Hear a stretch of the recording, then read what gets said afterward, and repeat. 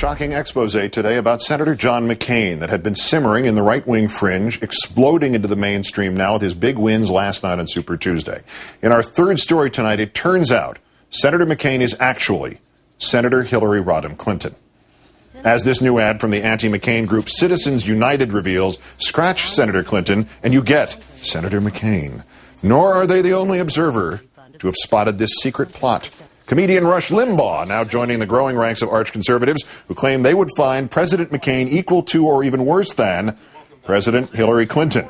A conservative Washington Times today crunched Tuesday's numbers to show just how soft McCain's support is among the GOP base, reporting that McCain won most of the self-identified conservative voters in only one state last night, Connecticut, losing with them to Romney, even his home state of Arizona.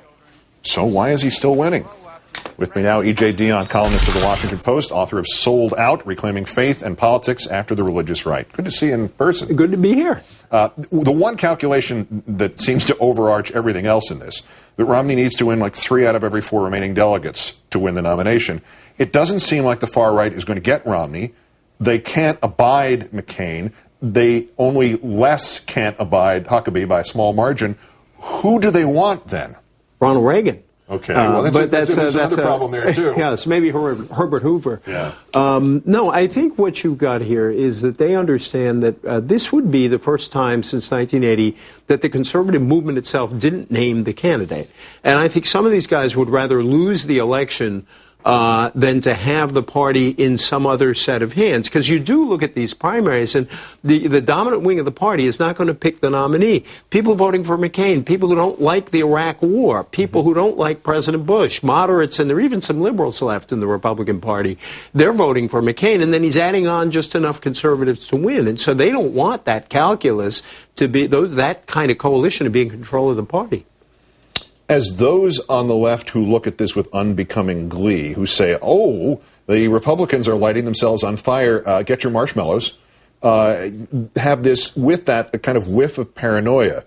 Well, you know, the Rush Limbaughs of this world are actually doing this to scare their own people into voting for whichever Republican gets thrown out there, no matter what the cost might be. It's McCain, whatever. Just that at some point, somebody's going to say, okay, we'll all stop now. We have to defeat the Democrats, so let's get behind this guy, even if it is McCain. Is that true paranoia, or is there some method to the madness here that might suggest? You know, I don't think even the vast right-wing conspiracy could figure that one out. I mean, I think, you know, but the other paranoia is Rush Limbaugh knows how to increase his ratings. He's not going to get him defending President Bush these days. Mm-hmm. And McCain is a kind of a repository of so many things that folks on the right can't stand. He did vote against those tax cuts, even though he flip-flopped. He does care about global warming, which they think is kind of global-only. He has supported campaign finance reform, and they hate campaign finance reform. And so he's at least a threefer, and there are some other issues. Immigration, the big one. You know, and he had an immigration bill, although he's backed away from that. And so in going after him, you're hitting a whole lot of targets that right-wing talk show hosts love to hit. But it seems like we're in a mutually exclusive moment in some respects here, because the blowhards like Limbaugh say, I'd rather vote for Hillary, and the diehards like Ari Fleischer said just now, there's no question about it, Republicans want to, and we pray every night to run against Hillary Clinton. One of these two things can't happen, right?